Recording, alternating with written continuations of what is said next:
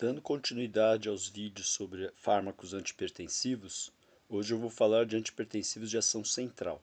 Então eu vou falar de dois fármacos. Vou falar da clonidina e da metildopa. Então vamos a ele. A clonidina é um fármaco que atua como agonista de receptor alfa-2. Então com esse esquema fica fácil entender como que esse fármaco atua. Então, ao ativar esse receptor alfa-2 no neurônio pré-sináptico, na terminação pré-sináptica, vai haver uma diminuição da liberação de noradrenalina. Então, olha só, quando esse receptor é ativado, ocorre o que a gente chama de feedback negativo. Então, esse neurônio diminui a liberação de noradrenalina, então vai ter menos noradrenalina ativando os receptores adrenérgicos no organismo. Por exemplo, receptores alfa-1, beta-1, beta-2, que são os que estão mais envolvidos com o controle da pressão arterial. Então é dessa maneira que a clonidina atua. Então a clonidina, ela vai diminuir o estímulo adrenérgico no organismo. Então, geralmente ela é usada para tratar hipertensão moderada que eu digo aí já estágio 2, né, que já não responde a outros antihipertensivos, aqueles considerados de primeira linha. Como a clonidina, geralmente o uso da clonidina causa retenção de sódio e água, é comum ela ser associada com algum diurético, para impedir essa retenção de sódio e água, porque senão a pressão volta a subir depois. Tá?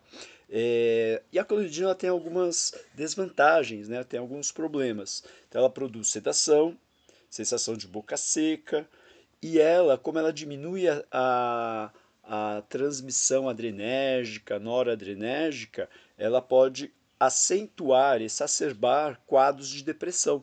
Então, não é um antihipertensivo muito indicado para pacientes que tenham, além da hipertensão, sofram de depressão. Outro problema com a clonidina é que a pessoa que usa a clonidina ela não pode consumir bebida alcoólica. De certo modo, nenhum paciente que esteja tomando medicamento deveria tomar, né, ingerir de bebida alcoólica. Mas no caso da clonidina, como o álcool também é um depressor do sistema nervoso central, pode acentuar ainda mais o quadro de depressão, caso o paciente sofra de depressão. Outro problema da clonidina é que ela pode causar uma hipertensão rebote. Então é muito comum algumas pessoas que sofrem de hipertensão interromper o tratamento por conta própria.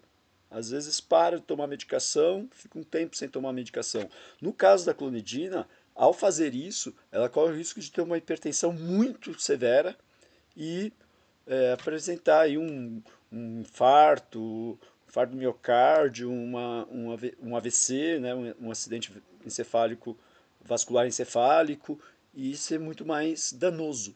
Então, no caso da clonidina, esses hábitos, né, de ingestão de álcool, interrupção do tratamento por conta própria, no caso da clonidina, isso se torna muito mais perigoso.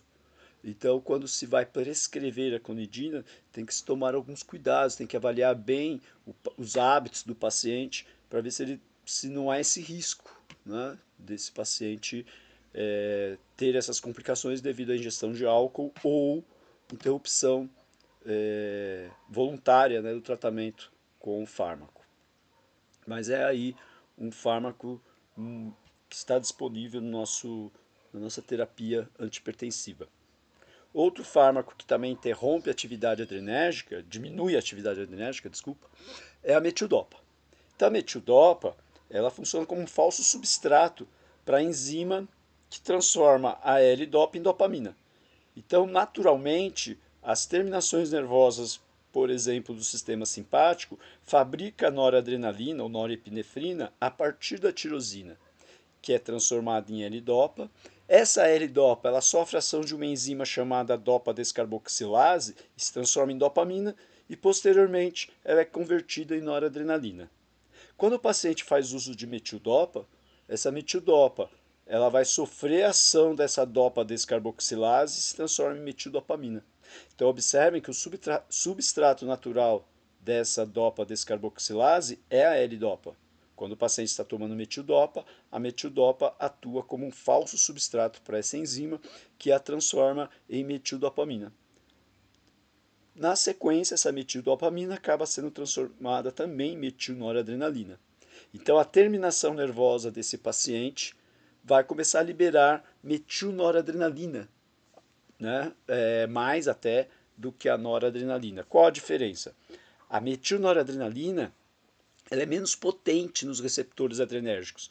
Então, enquanto que a noradrenalina ativa os receptores de forma mais intensa, a metilnoradrenalina ativa esses receptores de maneira menos intensa, né? De forma mais moderada. Então, isso diminui a atividade adrenérgica no organismo. Isso vai fazer, logicamente, com que ocorra uma diminuição da resistência vascular periférica, diminuição do débito cardíaco. Isso vai causar ali uma queda da pressão arterial. Os efeitos colaterais da metildopa mais comuns são a sedação e a sonolência, sendo que a metildopa, por causar menos risco ao feto, ao embrião, ao feto, é o antihipertensivo mais indicado em casos de hipertensas gestantes.